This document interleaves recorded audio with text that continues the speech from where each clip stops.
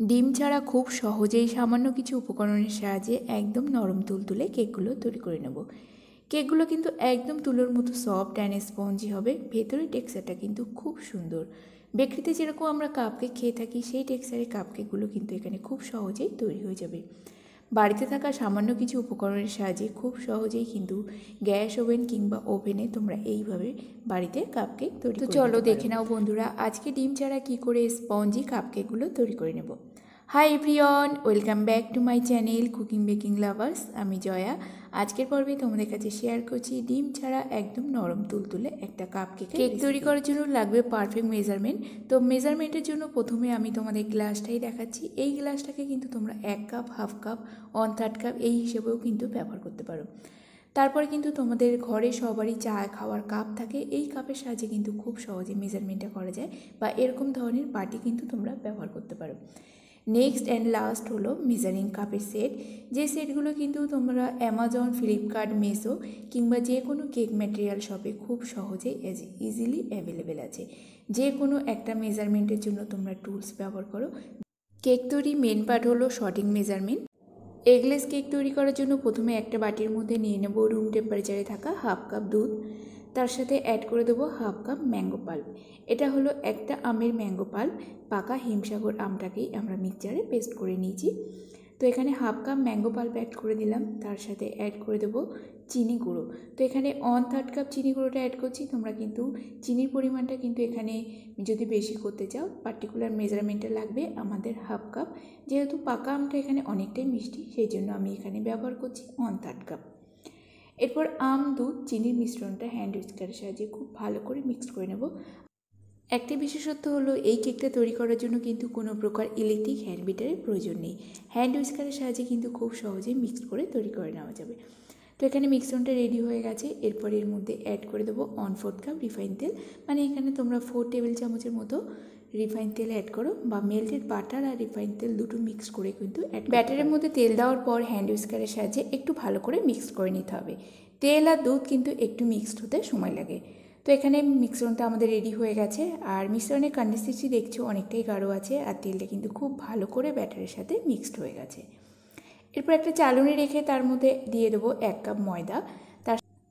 তারপর দিয়ে দেবো এর মধ্যে 1 টিএসপি বেকিং পাউডার। তার সাথে দিয়ে দেবো হাফ টিএসপি বেকিং সোডা। 1 চুটকি লবণ কিন্তু অবশ্যই অ্যাড করতে হবে। এরপর এর মধ্যে দিয়ে দেবো 1 tablespoon milk powder. Milk powder add করলে কিন্তু যে কোনো কেকের টেস্টটা কিন্তু খেতে খুব সুন্দর লাগে। সমস্ত উপকরণ এখানে একটা চালনির সাহায্যে এই ব্যাটারের সাহায্যে তোমরা প্যান কেক তৈরি করতে পারো, বা যদি তোমাদের এগলেস বার্থডে কেকের অর্ডার আসে তাহলে কিন্তু বার্থডে কেকের স্পঞ্জও বানিয়ে নিতে পারবে। আর এর সাহায্যে তোমরা হাফ পাউন্ডের বার্থডে কেকের স্পঞ্জ তৈরি করতে পারবে। এই কেকের স্পঞ্জটা কিন্তু খুব সুন্দর সফট হয় অ্যান্ড খুব ফ্লাফি হয়, আর খেতে কিন্তু খুব টেস্টি লাগে। এর মধ্যে কিন্তু আলাদা করে কোনো ফ্লেভার বা কোনো কিছু অ্যাড করলাম না। যদি তোমরা বার্থডে কেকের স্পঞ্জ হিসেবে ব্যবহার করো তাহলে এর মধ্যে কিন্তু তোমরা অতি অবশ্যই ম্যাঙ্গো অ্যারোমাটা ব্যবহার করতে হবে। এরপর একটা হ্যান্ড হুইস্কারের সাহায্যে উপকরণগুলো মিক্স করে নিচ্ছি। আর এর মধ্যে কিন্তু কোনো প্রকারে ময়দার দলা পাকানো ভাবটা থাকবে না, মানে সম্পূর্ণ হবে লাম্পস ফ্রি ব্যাটার। তো ব্যাটারের কনসিস্টেন্সি দেখেই তোমরা বুঝতে পারছো একদম কিন্তু রিবনের মতো আছে, না গাঢ় হবে না পাতলা হবে। বেসিক্যালি যেরকম আমরা স্পঞ্জের ব্যাটার তৈরি করি সেরকম কিন্তু এই ব্যাটারের টেক্সচারটা তৈরি হবে। এরপর একটা নিয়ে নিয়েছি কাপকেক মোল্ড। একসাথে কিন্তু 6 পিসের কাপকেক তৈরি হবে। তো এর মধ্যে দিয়ে দিচ্ছি কাপকেক লাইনার। এই লাইনারগুলো কিন্তু তোমরা অনলাইন কিংবা কেক ম্যাটেরিয়াল শপে পেয়ে যাবে। এখানে টোটাল 12 পিসের মতো কাপকেক তৈরি হবে। তো এগলেস 12 পিসের কাপকেকের রেসিপিটাই তোমাদের কাছে শেয়ার করছি। এরপর আইসক্রিম স্কুপের সাহায্যে প্রতিটা কাপকেকের মোল্ডের মধ্যে অল্প অল্প করে ব্যাটার ভরে দেবো। একেবারে কিন্তু বেশি ব্যাটার ভরবো না, কেকগুলো রাইজিং হওয়ার জন্য কিন্তু পরিমাণ মতো একটু জায়গা এখানে ছাড়তে হবে। আচ্ছা, তোমাদের কাছে যদি এই ধরনের কাপকেকের ট্রে বা কাপকেক লাইনার কোনো কিছুই না থাকে তাহলে কিন্তু যে আমরা চায়ের কাপ আছে তার মধ্যে রেখে বেক করতে পারো, নয় বা স্টিলের বাটিতে অল্প করে তেল মাখিয়ে তার সাহায্যে কিন্তু বেক করে নিতে পারো। আজকের কেকগুলো কিন্তু আমি ওটিজিতে বেক করব। আর যদি তোমাদের কাছে ওটিজি না থাকে তাহলে কিন্তু গ্যাস ওভেনের মধ্যে কড়াই, প্রেশার কুকার বা যে কোনো একটা বড় গামলা জাতীয় কোনো কিছুর মধ্যে রেখে কিন্তু তোমরা বেক করে নিতে পারো। তো এখানে দেখো পুরো 12 পিসের কাপকেক আমি তৈরি করে নিয়েছি। আর ছোটো ছোটো স্টিলের কাপকেকের বাটি ছিল, তার মধ্যেও লাইনার দিয়ে আমি ব্যাটার ভরে নিয়েছি। তো টোটাল এখানে আমাদের 12 পিসের কাপকেকের ব্যাটার তৈরি হয়ে গেছে। তো এই পাকা আমের মৌসুমে একবার অন্তত বাড়িতে এইভাবে ডিম ছাড়া কেক তৈরি করে দেখো। এগলেস কেক কিন্তু বিভিন্নভাবে তৈরি করা যায়। তোমরা অনেকেই খেয়াল করে দেখবে সুজি দিয়েও কিন্তু খুব সুন্দর এগলেস কেক তৈরি করা যায়। আইনাগর বেকারি স্টাইলে এগলেস কেকের রেসিপি যদি তোমরা দেখতে চাও অবশ্যই কিন্তু কমেন্ট করে জানিও, তাহলে সেই রেসিপিগুলো কিন্তু আমি তোমাদের কাছে ধীরে ধীরে শেয়ার করব। 12 পিসের কাপ কেক বেক হতে এখানে টোটাল সময় লাগবে 15 মিনিটের মতো। আর এখানে টেম্পারেচারটা রাখবো 160, আর আপ অ্যান্ড ডাউন রড কিন্তু অন থাকবে। তো এখানে 20 মিনিটের মধ্যে কেকগুলো তৈরি হয়ে গেছে আর কেকগুলো সম্পূর্ণ ঠান্ডা হয়ে গেছে। এরপর এক এক করে কেক মোল্ড থেকে এখানে কেক ডিমোল্ড করে নেব। কেকগুলো কিন্তু খেতে খুব সফট হয় আর প্রচুর প্রচুর কিন্তু টেস্টি হয়। এর মধ্যে কিন্তু কোনো প্রকারে আমরা এসেন্স বা কোনো কিছুই ব্যবহার করিনি, মানে পাকা আমের যে ফ্রেশ ফ্লেভার সেটা কিন্তু এই কেকগুলোর মধ্যে থেকে পাওয়া যাবে। আর কেকের উপরে টেক্সচারটা তোমরা দেখেই বুঝতে পারছো কেকগুলো কিন্তু কোনোভাবে চিপচিপে ভাব আসেনি বা কেকটা কিন্তু বসে যায়নি, একদম কিন্তু একটা পার্টিকুলার মেজারমেন্ট।